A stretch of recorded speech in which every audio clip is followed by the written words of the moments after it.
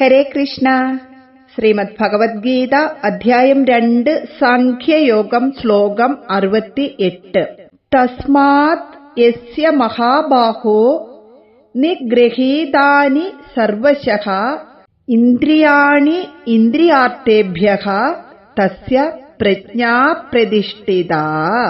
തസ്മാദസ്യ മഹാബാഹോ നിഗൃഹീതാനി സർവശഃ ഇന്ദ്രിയാണിന്ദ്രിയാർത്ഥേഭ്യഃ തസ്യ പ്രജ്ഞാ പ്രതിഷ്ഠിതാ.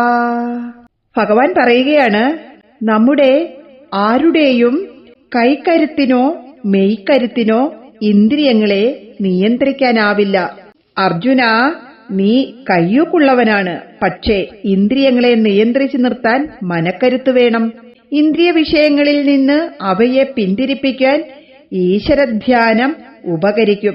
അങ്ങനെ ഈശ്വരനിൽ ഏകാഗ്രമാക്കി പ്രതിഷ്ഠിച്ച മനസ്സുള്ളവന്റെ പ്രജ്ഞ സ്ഥിരമായി നിൽക്കുന്നു. സ്വന്തം ഇച്ഛകൾക്കനുസരണമായി മാത്രമേ ഇന്ദ്രിയങ്ങൾ പ്രവർത്തിക്കുകയുള്ളൂ എന്ന സ്ഥിതി നേടുമ്പോൾ സ്ഥിതപ്രജ്ഞനാകുന്നു. ഇന്ദ്രിയങ്ങൾ വിഷയങ്ങളെ പാടെ തിരസ്കരിക്കുന്നതല്ല ഇന്ദ്രിയ നിഗ്രഹം എന്ന് പറയുന്നത്. ഇന്ദ്രിയങ്ങളെല്ലാം നിർവ്യാപാരമാകുകയല്ല ജിതേന്ദ്രിയനാകാൻ വേണ്ടത്. സത്യം മാത്രം ഗ്രഹിക്കാൻ ഇന്ദ്രിയങ്ങളെ പരിശീലിപ്പിക്കുകയാണ് ഒരു സാധകന്റെ കർത്തവ്യം. ലൗകിക വിഷയങ്ങളിൽ തന്നെ ബ്രഹ്മദർശനം സാധ്യമാകുമ്പോൾ സാധകന് സത്യദർശനം സാധ്യമാകുന്നു. രൂപരസഗന്ധാദി വിഷയങ്ങൾ തന്നെ ബ്രഹ്മസ്വരൂപമാണെന്ന അനുഭൂതിയുണ്ടായാൽ അവ പ്രലോഭനകാരികളായി പ്രത്യക്ഷപ്പെടുകയില്ല. ഈ വിധം ഇന്ദ്രിയ വിഷയങ്ങളെ ബ്രഹ്മരൂപമായി കാണുന്നതോടെ സത്യദർശനം സാധ്യമായിത്തീരുന്നു. ഹരേ കൃഷ്ണ. തസ്മാദസ്യ മഹാബാഹോ, മഹാബാഹോ എന്ന് ഇവിടെ പറയുന്നത് കയ്യൂക്കുള്ളവൻ എന്നാണ്.